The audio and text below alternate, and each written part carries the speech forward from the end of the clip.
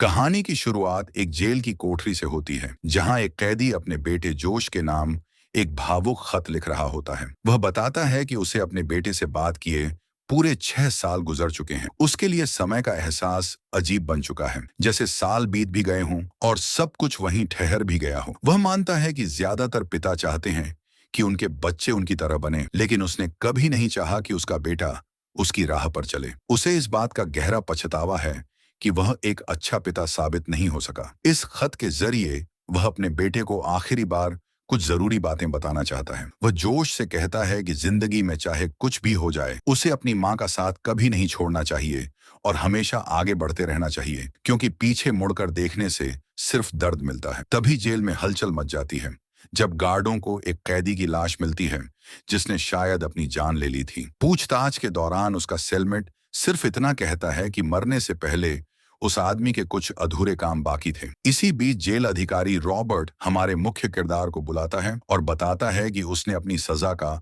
85% हिस्सा पूरा कर लिया है, इसलिए अब उसे पैरोल पर रिहा किया जा रहा है। रिहाई के समय उसे कुछ जरूरी दस्तावेज, $200 और अस्थायी पहचान पत्र दिया जाता है। रॉबर्ट उसे नई जिंदगी के लिए शुभकामनाएं देता है और स्टेशन तक पहुंचाने के लिए एक गाड़ी का इंतजाम करता है। लेकिन जेल की दीवारों से बाहर निकलने के बाद भी उसे आजादी का एहसास नहीं होता। ट्रेन में बैठे लोग उसके टैटू और पहनावे को देखकर उससे दूरी बनाने लगते हैं, मानो उसके अतीत का बोझ अब भी उसके साथ चल रहा हो। वर्तमान समय में कहानी फिर से लौटती है, जहां अधिकारी कौचर अपनी टीम के साथ एक बेहद खतरनाक हथियार तस्करी के मामले पर चर्चा कर रहा होता है। उसके मुखबिर ने खबर दी थी कि गैंग का सरगना, जिसे सब द बीस्ट के नाम से जानते हैं, अगले 48 घंटों के भीतर मैक्सिकन गिरोह को बड़ी मात्रा में हथियार बेचने वाला है। सबसे चौंकाने वाली बात यह थी कि इस पूरे सौदे को संभालने की जिम्मेदारी हार्लन को सौंपी गई थी, वही आदमी जो सिर्फ एक दिन पहले ही पैरोल पर जेल से बाहर आया था। टीम के कई सदस्यों को यकीन नहीं होता कि हार्लन इस खेल का हिस्सा हो सकता है, लेकिन मुखबिर का दावा था कि जेल में रहते हुए भी वह संगठन के लिए काम करता रहा है। दूसरी तरफ द बीस्ट पिछले 15 सालों से सलाखों के पीछे बंद होने के बावजूद अपने साम्राज्य को बाहर से नियंत्रित करता आ रहा था। जानकारी के मुताबिक इस बार सौदे में 1500 से ज्यादा हथियार शामिल थे। पुलिस की योजना साफ थी, वे चाहते थे कि किसी तरह हार्लन अपने बॉस के खिलाफ मुड़ जाए और पूरे नेटवर्क को गिराने में उनकी मदद करे। अगली सुबह कोबी तय जगह पर पहुंचकर हार्लन को दोनों फोन सौंप देता है। इसके बाद वे एक फूलों की दुकान पर जाते हैं, जहां गिरोह का एक सदस्य उनका इंतजार कर रहा होता है। दुकान के पीछे जाकर असली बातचीत शुरू होती है। वहीं पता चलता है कि गोमेज ने खुद द बीस्ट से कहकर इस मिशन की जिम्मेदारी हार्लन को दिलवाई थी, क्योंकि उसकी नजर में इतना बड़ा सौदा संभालने के लिए हार्लन से बेहतर आदमी कोई नहीं था। वह पूछता है कि क्या उसके साथ आया व्यक्ति हथियार लेकर आया है, लेकिन हार्लन उसे बताता है कि माल फिलहाल सुरक्षित जगह पर छिपा कर रखा गया है। इसके बाद वह तस्करी की जगह के बारे में जानना चाहता है। गोमेज बताता है कि सौदा आधी रात को समुद्र के पास होगा और सही लोकेशन उन्हें ऑपरेशन शुरू होने से सिर्फ 1 घंटा पहले मिलेगी। नाश्ते का इंतजार करते हुए हाउ अपनी कहानी सुनाता है। वह बताता है कि इन हथियारों तक पहुंचना किसी चमत्कार से कम नहीं था। उस समय रक्षा विभाग अफगानिस्तान में लड़ रही सेनाओं के लिए लगातार हथियार भेज रहा था, लेकिन रास्ते में कई खेप रहस्यमय तरीके से गायब हो जाती थीं। एक रात उसकी यूनिट ने तालिबान के एक ठिकाने पर हमला किया। तलाशी के दौरान उसे एक कमरे में फर्श के नीचे छिपा हुआ दरवाजा मिला। जब उसने उसे खोला तो नीचे एक गुप्त सुरंग में हथियारों का विशाल जखीरा छिपा हुआ था। उसने उस जगह की जानकारी अपने अधिकारियों को देने के बजाय उसे छिपाकर रखने का फैसला किया और बाद में कुछ ठेकेदारों की मदद से उन हथियारों को एक कंटेनर में भरकर वहां से बाहर निकाल लिया। हाउ बताता है कि उस गुप्त ठिकाने से कुल 1100 हथियार निकाले गए थे और उन्हें अमेरिका तक पहुंचाने के लिए 100 हथियार कीमत के तौर पर देने पड़े। ये कोई सस्ते या नकली हथियार नहीं थे, बल्कि असली सोवियत ऑटोमेटिक राइफलें थीं, जिनकी कीमत और ताकत दोनों ही बेहद खतरनाक थीं। तभी वहां कैनन पहुंचता है और हार्लन को बताता है कि हाल ही में हुए हमले के पीछे क्रीपर्स गैंग का हाथ है। वह वादा करता है कि वह पता लगाएगा कि गोलियां चलाने वाला कौन था और उसे उसके की कीमत जरूर चुकानी पड़ेगी। लेकिन हार्लन उसे रोकते हुए कहता है कि फिलहाल सबसे जरूरी काम हथियारों का सौदा पूरा करना है। वह यह भी याद दिलाता है कि पैरोल पर बाहर आए आदमी के साथ खुलेआम दिखाई देना बेहद बड़ा जोखिम है। दिन दहाड़े उससे मिलने आकर कैनन ने पहले ही गलती कर दी थी। वापस लौटने पर हार्लन गुस्से में हाउ को दीवार से लगा देता है, क्योंकि उसने कैनन को उसका ठिकाना बता दिया था। हाउ तुरंत माफी मांगते हुए भरोसा दिलाता है कि ऐसी गलती दोबारा कभी नहीं होगी। इसके बाद कहानी एक बार फिर अतीत की तरफ मुड़ जाती है। जेल में कदम रखते ही हार्लन की दुनिया पूरी तरह बदल चुकी थी। पहली ही रात उसने अपनी आंखों के सामने देखा कि कुछ कैदी एक कमजोर और कम उम्र के लड़के के साथ बर्बरता कर रहे थे। अगले दिन उसने खुद को कमजोर दिखने से बचाने के लिए जेल के मैदान में जानबूझकर एक झगड़ा शुरू कर दिया। मामला इतना बढ़ गया कि गार्डों को हालात काबू करने के लिए पेपर स्प्रे का इस्तेमाल करना पड़ा। इसी घटना ने गैंग के सरगना का ध्यान उसकी तरफ खींच लिया और उसकी हिम्मत देखकर उन्होंने उसे अपने साथ शामिल करने का फैसला कर लिया। गैंग के सदस्य बोथिया ने उसे साफ शब्दों में समझाया कि जेल के अंदर हर आदमी को किसी न किसी समूह का हिस्सा बनना पड़ता है। अगर उसे सुरक्षा चाहिए तो उसे अपनी जाति और अपने लोगों के साथ खड़ा होना होगा। लेकिन यहाँ हर सुरक्षा की एक कीमत होती है और जेल में कुछ भी मुफ्त नहीं मिलता। चाहे कोई गैंग का सदस्य हो या नहीं, हर किसी को अपने हाथ गंदे करने पड़ते हैं। अगर उसने अकेले रहने का फैसला किया तो देर सबेर उसकी लाश ही बाहर जाएगी। कुछ समय बाद मुलाकात के दौरान उसकी पत्नी उससे मिलने आती है और बताती है कि जोशुआ ने उसके लिए एक खत लिखा था, लेकिन एक गार्ड ने वह चिट्ठी उससे ले ली थी। वह भरोसा दिलाती है कि जल्द ही वह खत उसके पास पहुंच जाएगा। फिर वह एक और बुरी खबर सुनाती है। टॉम की पत्नी ने उसके खिलाफ गलत तरीके से मौत का कारण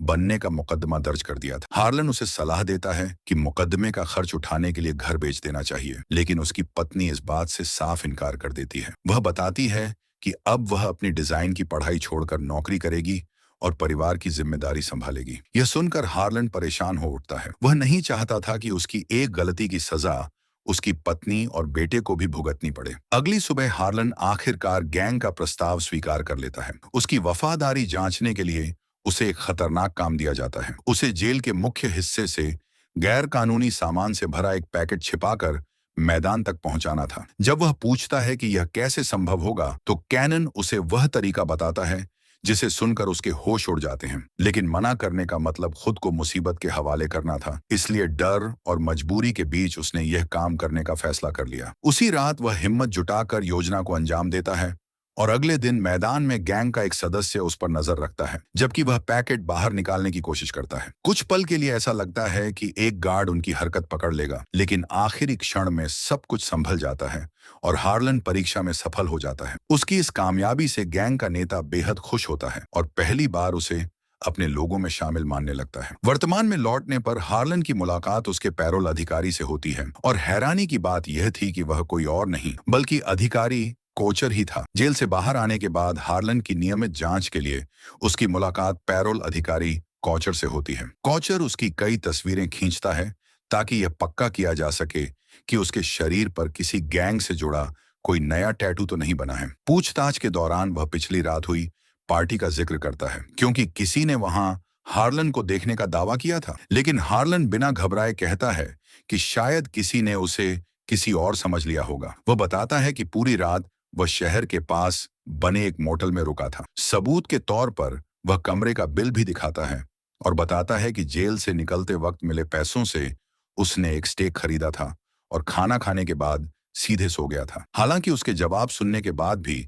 कोचर के चेहरे से साफ झलक रहा था कि उसे इस कहानी पर बिल्कुल भरोसा नहीं है। कुछ घंटों बाद हार्लन अचानक केट से मिलने पहुंचता है और उसे एक रेस्टोरेंट में ले जाता है। वहां केट बताती है कि उसका बेटा जोश उस खत को पढ़ने के बाद डर गया था और उसे लगा था कि उसका पिता अपनी जान लेने वाला है। हार्लन इस बात पर कोई जवाब नहीं देता। वह चुपचाप उसके सामने एक बैग रखता है जिसमें $1,78,000 होते हैं और कहता है कि वह इस पैसे से अपने अधूरे सपनों को फिर से शुरू कर सकती है। लेकिन केट साफ इनकार कर देती है। वह गैंग के पैसों को हाथ तक नहीं लगाना चाहती थी। हार्लन उसे भरोसा दिलाता है कि यह पैसा किसी गैंग का नहीं है और जेल में रहते हुए वह इसे उसे दे भी नहीं सकता था। वह बताता है कि उसने वह खत इसलिए लिखा था ताकि उसके अपने गुनाह उसके बेटे की जिंदगी को बर्बाद न कर दें। उसके मुताबिक जोश और केट दोनों उससे कहीं बेहतर जिंदगी के हकदार थे। वह यह भी कह देता है कि जैसे ही वह पैसे को कानूनी तौर पर सुरक्षित कर लेगी, उसके बाद शायद यह उनकी आखिरी मुलाकात होगी। उसी रात गैंग के लोग हथियारों के सौदे की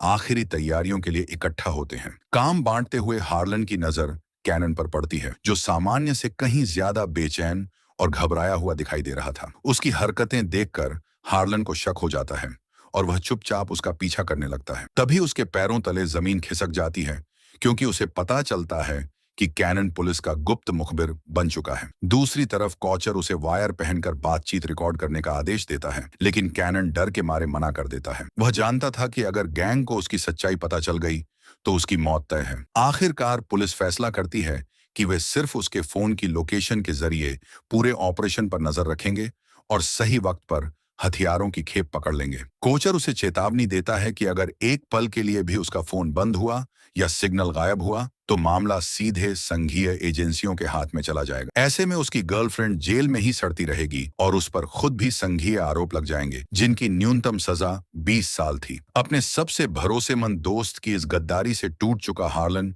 वापस अपने कमरे में लौटता है। वह देर तक खुद को थकाने के लिए कसरत करता रहता है और फिर परिवार की पुरानी तस्वीरों को देखता हुआ बीते दिनों में खो जाता है। अगली सुबह अचानक केट अपने बेटे जोश के साथ होटल पहुंच जाती है। जोश अपने पिता से बेहद नाराज था। उसका गुस्सा इस बात को लेकर था कि सजा पूरी होने के बाद भी हार्लन पिछले 7 सालों से उनसे दूर भागता रहा। उसके लिए यह समझना मुश्किल था कि उसका परिवार सिर्फ उसकी मदद करना चाहता है। हार्लन उसे समझाने की कोशिश करता है कि वह अपने अंधेरे और खतरनाक जीवन में उन्हें शामिल नहीं करना चाहता, लेकिन इतनी छोटी उम्र में जोश अपने पिता की मजबूरी नहीं समझ सकता था। हार्लन के लिए यह पल बेहद दर्दनाक था, क्योंकि वह अपनी पुरानी जिंदगी वापस पाना चाहता था। फिर भी मजबूरी में उसने अपने ही बेटे और पत्नी के सामने दरवाजा बंद कर दिया। कुछ देर बाद उसे एहसास होता है कि पुलिस वाले होटल के बाहर उसकी निगरानी कर रहे हैं। वह तुरंत बाथरूम की खिड़की से बाहर निकल जाता है और शहर की एक कॉफी शॉप में हाउ से मिलता है। वहां वह उससे कैनन का पता मांगता है और कहता है कि इस बार वह उससे खुद बात करेगा। बातचीत के दौरान हार्लन पूछता है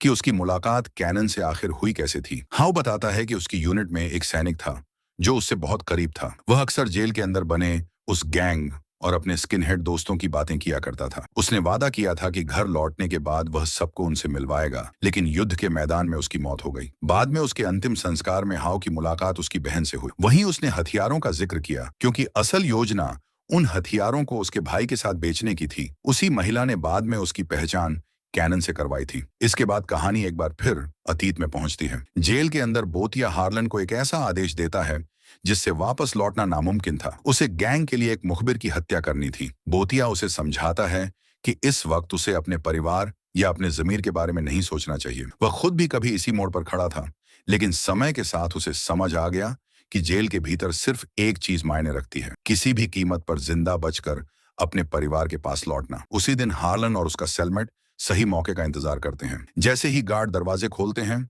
दोनों उस कैदी पर टूट पड़ते हैं और आखिरकार हार्लन उसकी जान ले लेता है। इसी दौरान उसकी आवाज सुनाई देती है कि हम सब कभी न कभी किसी के मासूम बच्चे हुआ करते थे, लेकिन जेल जैसी जगह इंसान को 2 ही रास्ते देती है, या तो वह शिकारी बने या शिकार। बीच का कोई रास्ता वहां मौजूद नहीं होता और उसने जिंदा रहने के लिए योद्धा बनने का फैसला किया था। गैंग के प्रति अपनी वफादारी साबित करने के लिए उसे अगले कदम के तौर पर जेल के मैदान में होने वाले दंगे का हिस्सा बनना था, जबकि उसी दौरान उसका साथी उसके शरीर पर एक नया टैटू बना रहा था। दंगे से पहले उसका साथी उसे समझाता है कि हर हाल में जेल की कैमरों से दूर रहना होगा ताकि उसकी पहचान रिकॉर्ड न हो सके। उसे भीड़ के बीच रहकर बाकी कैदियों के साथ मारपीट में शामिल दिखना था, लेकिन किसी बड़े कदम से बचना था। योजना के मुताबिक जैसे ही हालात बिगड़ेंगे, जेल प्रशासन हमेशा की तरह इमरजेंसी लॉकडाउन कर देगा और फिर वह सुरक्षित हो जाएगा। कुछ ही देर में पूरा मैदान हिंसा की आग में जल उठता है। गार्ड हालात संभालने की कोशिश करते हैं, लेकिन कैदियों की संख्या इतनी ज्यादा होती है कि उनका बस नहीं चलता। इसी अफरा तफरी के बीच हार्लन अपने गैंग के एक सदस्य की जान बचाने के लिए आगे बढ़ता है। हालात इतने बेकाबू हो जाते हैं कि गार्डों को गोलियां चलाने तक की नौबत आ जाती है, लेकिन उसी दौरान कैमरों में हार्लन का एक कैदी को चाकू मारते हुए वीडियो रिकॉर्ड हो जाता है। इस एक घटना की कीमत उसे 7 साल की अतिरिक्त सजा के रूप में चुकानी पड़ती है। इसके बाद उसे जेल की सबसे सख्त सुरक्षा वाली यूनिट में भेज दिया जाता है, जहां उसकी जिंदगी पूरी तरह बदल जाती है। अब उसे दिन के 23 घंटे अकेले कोठरी में बंद रहना था और सिर्फ 1 घंटे के लिए बाहर निकलने की इजाजत थी। हफ्ते में केवल 3 बार नहाने की अनुमति थी और अपने सेलमेट के अलावा किसी दूसरे कैदी के पास जाने की मनाही थी। इतना ही नहीं, वहां किसी भी गलती पर चेतावनी नहीं बल्कि सीधी गोली चलती थी। नई कोठरी में पहुंचकर उसकी मुलाकात एक खतरनाक कैदी से होती है, जिसे सब रिपर के नाम से जानते थे। राहत की बात यह थी कि वह उसी गैंग का सदस्य था, इसलिए दोनों के बीच जल्दी ही भरोसा बन गया। कुछ समय बाद रिपर उसे गैंग के ऊंचे दर्जे के नेताओं से मिलवाता है। इसी दौरान हार्लन को अपनी पत्नी की तरफ से तलाक के कागजात भी मिल जाते हैं। अगली सुबह वह प्रतिद्वंद्वी गैंग के एक कैदी से भिड़ जाता है। लड़ाई में वह उस पर भारी पड़ता है, लेकिन आखिरकार गार्ड उसे पेपर स्प्रे का इस्तेमाल करके काबू में कर लेते हैं। एक दिन कसरत के दौरान एक गार्ड उसे खबर देता है कि द बीस्ट उससे मिलना चाहता है, वही आदमी जो जेल के अंदर उसकी पूरी गैंग का सबसे बड़ा नेता था। मुलाकात में द बीस्ट उसे बताता है कि ज्यादातर गार्ड ये सोचते हैं कि जेल उनके इशारों पर चलती है, जबकि असलियत में यहाँ की असली ताकत कैदियों के हाथ में है। वह यह भी खुलासा करता है कि रॉबर्ट उन गार्डों में से एक है जो उनकी मदद करते हैं। इसके बाद वह हार्लन को गैंग में ऊंचा दर्जा देने की पेशकश करता है। इस नई हैसियत के साथ उसे अपनी अलग कोठरी और कई सुविधाएं मिलने वाली थी। अब वह सिर्फ सदस्य नहीं बल्कि गैंग के नेताओं में गिना जाता। आखिरकार हार्लन यह प्रस्ताव स्वीकार कर लेता है और द बीस्ट उसे अपना भाई कहकर स्वागत करता है। समय बीतता है और जब वह अपनी सजा का 85% हिस्सा पूरा कर लेता है, साथ ही उसके रिकॉर्ड में कोई अनुशासनहीनता भी दर्ज नहीं होती, तो उसे पैरोल पर रिहाई की मंजूरी मिल जाती है। सिर्फ 30 दिन बाद वह जेल से बाहर निकलने वाला था, लेकिन आजादी उसके लिए सच में आजादी नहीं थी। कुछ समय बाद रॉबर्ट उसे एक फोन देता है। दूसरी तरफ एड बीस्ट था, जो उसे जेल से बाहर निकलने के बाद एक बड़े हथियार सौदे की जिम्मेदारी सौंपता है। हार्लन यह कहकर बचने की कोशिश करता है कि वह पैरोल पर रहेगा और दोबारा मुसीबत में नहीं पड़ सकता, लेकिन द बीस्ट उसे याद दिलाता है कि भाईचारे की शपथ मौत के साथ खत्म होती है, जिंदगी के साथ नहीं। जब तक वह जिंदा है उसे अपने भाइयों के लिए काम करना होगा, और अगर उसने मना किया तो उसकी कीमत उसका परिवार चुका सकता है। अपने अपनों की सुरक्षा के लिए उसके पास इस सौदे को स्वीकार करने के अलावा कोई रास्ता नहीं बचता। वर्तमान में लौटकर हार्लन एक हार्डवेयर स्टोर से कुछ सामान खरीदता है और फिर सीधे कैनन के ठिकाने पर पहुंच जाता है। वहां वह उससे आखिरी बार एक सवाल पूछता है, क्या गोमेज को उसके मुखबिर होने का सच पता है? कैनन कांपती आवाज में बताता है कि अगर गोमेज को यह बात मालूम हो गई तो वह उसे खुद मार डालेगा, लेकिन तब तक बहुत देर हो चुकी थी। हार्लन बेरहमी से उसका काम तमाम कर देता है और जाते जाते फोन उसकी लाश के पास छोड़ देता है ताकि पुलिस उसे ढूंढ सके। थोड़ी देर बाद कॉचर वहां पहुंचता है और अपने मुखबिर की लाश देखकर सन्न रह जाता है। फोन चेक करने पर उसे हार्लन का भेजा हुआ एक संदेश मिलता है, जिसमें हथियारों के सौदे की जगह का सुराग छिपा होता है। उधर हार्लन उस गोदाम की तरफ बढ़ रहा था जहां हथियारों का पूरा जखीरा रखा हुआ था। इसी बीच पुलिस उसकी कॉल्स को ट्रैक करने की कोशिश में लगी हुई थी। जब उसकी मुलाकात खरीदारों से होती है तो वे सबसे पहले कैनन के बारे में पूछते हैं। हार्लन उन्हें बताता है कि वह उसे लेने गया था, लेकिन वह कहीं दिखाई नहीं दिया। किसी तरह वह सबको समझाकर सौदा आगे बढ़ाने के लिए तैयार कर लेता है और हथियारों को गाड़ियों में लादने का काम शुरू हो जाता है। रास्ते में हार्लन अपना फोन चालू करता है और कुछ ही देर बाद गोमेज की तरफ से असली डिलीवरी पॉइंट की लोकेशन उसके पास पहुंच जाती है। वह तुरंत वही जानकारी कैनन के फोन पर भी भेज देता है। गाड़ी हाउ चला रहा था, जबकि हार्लन उसके बगल वाली सीट पर बैठा था और पीछे बाकी लोग हथियारों की खेप के साथ उनका पीछा कर रहे थे। अचानक हार्लन बंदूक निकालकर हाउ के सिर पर तान देता है और उससे पूछता है कि आखिर कुल कितने हथियार मौजूद हैं। कुछ पल की चुप्पी के बाद जोई सच उगल देता है कि इस खेप के अलावा एक दूसरी यूनिट में 1000 और हथियार छिपाकर रखे गए हैं। जोई आखिरकार सच बता देता है कि बाकी हथियार एक दूसरे गोदाम में छिपाकर रखे गए हैं। वह हार्लन को उसकी सही लोकेशन भी दे देता है और स्वीकार करता है कि कैनन के साथ उसने यह सौदा बहुत पहले ही तय कर लिया था, उस वक्त जब हार्लन उनकी जिंदगी में आया भी नहीं था। दोनों ने मिलकर उन हथियारों को अलग से बेचने की योजना बनाई थी और इस पूरे खेल में हार्लन को अंधेरे में रखा गया था। ये सुनते ही हार्लन बिना एक पल गंवाए उसे गाड़ी से उतरने का आदेश देता है। वह साफ शब्दों में कहता है कि अगर दोबारा उसकी नजर उसके ऊपर पड़ी तो अगली मुलाकात उसकी आखिरी होगी। जोई चुपचाप वहां से चला जाता है और हार्लन बाकी लोगों के साथ सौदे की जगह की ओर बढ़ जाता है। मंजिल पर पहुंचते ही गैंग के सदस्य जोई के बारे में पूछते हैं। हार्लन उन्हें बताता है कि उसने उसे पीछे की सुरक्षा पर नजर रखने के लिए कुछ दूरी पर छोड़ दिया है। इसके बाद वह गोमेज को कैनन की सच्चाई बताता है। वह कहता है कि कैनन पुलिस का आदमी बन चुका था और उन सबको जेल भिजवाने की तैयारी कर रहा था। साथ ही उसने एक और हथियारों के गोदाम की जानकारी छिपा रखी थी, लेकिन अब वह जगह उनके नियंत्रण में है और चिंता की कोई बात नहीं है। दूसरी तरफ पुलिस पहले से ही अपनी पोजीशन संभाल चुकी थी और सिर्फ सही मौके का इंतजार कर रही थी। जैसे ही पैसों का लेन देन पूरा होता है, चारों तरफ से पुलिस की गाड़ियां और हथियारबंद अधिकारी उन्हें घेर लेते हैं। कुछ ही पलों में गोलियों की आवाज पूरे इलाके में गूंजने लगती है। मुठभेड़ खत्म होने के बाद गैंग के बाकी सदस्य गिरफ्तार कर लिए जाते हैं, जबकि दूर कहीं जोई को चुपचाप वहां से निकलते हुए देखा जा सकता था। अगली सुबह कॉचर हार्लन से मिलने आता है। वह उसे बताता है कि जेल के अंदर कैनन की मौत की खबर फैलते ही बाकी कैदी उसे जिंदा नहीं छोड़ेंगे, लेकिन उसके पास एक रास्ता अब भी मौजूद है। अगर वह बीस्ट और उसके पूरे नेटवर्क के खिलाफ गवाही दे दे तो उसे आज़ादी मिल सकती है, न कोई लंबा मुकदमा, न अतिरिक्त सजा, और शायद अपने परिवार के साथ एक नई जिंदगी शुरू करने का मौका भी। लेकिन हार्लन उसकी बात ठुकरा देता है। वह कहता है कि वह अपनी सजा पूरी करेगा, चाहे इसकी कीमत कुछ भी क्यों ना हो।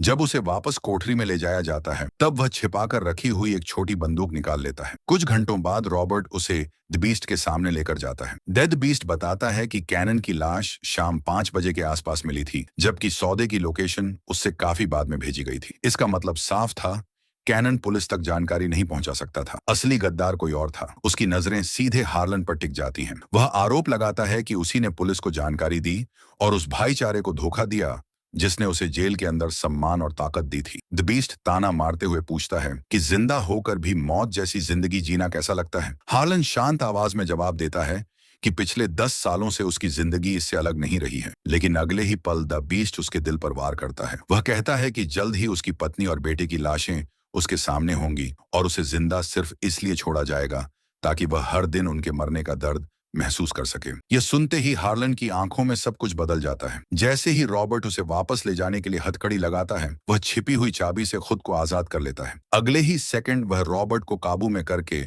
उसकी गर्दन पर धारदार ब्लेड रख देता है और उसे बिना रेडियो के एक कोठरी में बंद कर देता है। फिर वह द बीस्ट की कोठरी का दरवाजा खोल देता है। दैट बीस्ट गुस्से में उस पर टूट पड़ता है, लेकिन इस बार हार्लन तैयार था। वह पूरी ताकत से ब्लेड उसके शरीर में उतार देता है। कुछ ही पलों में सब कुछ खून से भर जाता है। द बीस्ट की सांसें टूटने लगती हैं और हार्लन उसके सामने झुककर सिर्फ एक बात कहता है, उसकी पत्नी और बेटे को कोई हाथ नहीं लगाएगा। इसके बाद वह रॉबर्ट के पास जाता है और साफ कर देता है कि अब कुछ नियम बदलने वाले हैं। उसे पहले ही उम्र कैद मिल चुकी है, इसलिए अब उसे अपनी सजा बढ़ने का कोई डर नहीं है। लेकिन वह किसी जानवर की तरह अपनी मौत का इंतजार भी नहीं करेगा। वह रॉबर्ट से कहता है कि रिपोर्ट में यही लिखा जाएगा कि बीस्ट ने उस पर हमला किया था और उसने सिर्फ अपनी जान बचाने के लिए जवाबी कार्रवाई की। बदले में गैंग के साथ होने वाला उनका पुराना समझौता जारी रहेगा और हर महीने खाते में पहुंचने वाला पैसा भी बंद नहीं होगा। फर्क सिर्फ इतना होगा कि अब उन पैसों की गारंटी देने वाला कोई और नहीं बल्कि खुद हार्लन होगा, क्योंकि अब द बीस्ट की जगह वही पूरे संगठन का नया सरगना बन चुका था। कुछ समय बाद कॉचर उस आधिकारिक रिपोर्ट को पढ़ रहा होता है,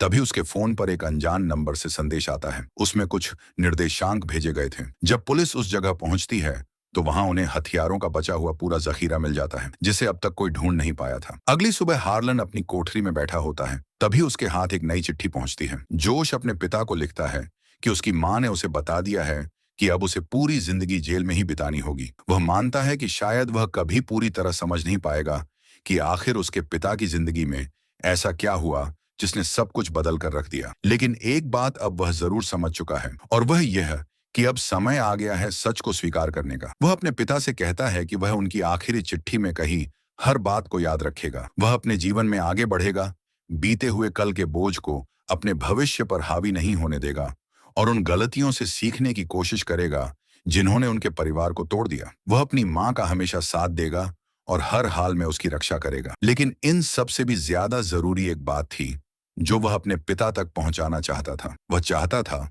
कि हार्लन यह जान ले कि उसके दिल में अब कोई गुस्सा या शिकायत नहीं बची है, क्योंकि उसने अपने पिता को दिल से माफ कर दिया है। आखिरी दृश्य में हार्लन उसी कोठरी में बैठा दिखाई देता है जो कभी द बीस्ट की हुआ करती थी। उसके चेहरे पर न जीत की खुशी थी और न हार का दुख, बस एक ऐसा सन्नाटा था जो उसकी पूरी कहानी अपने आप बयान कर रहा था।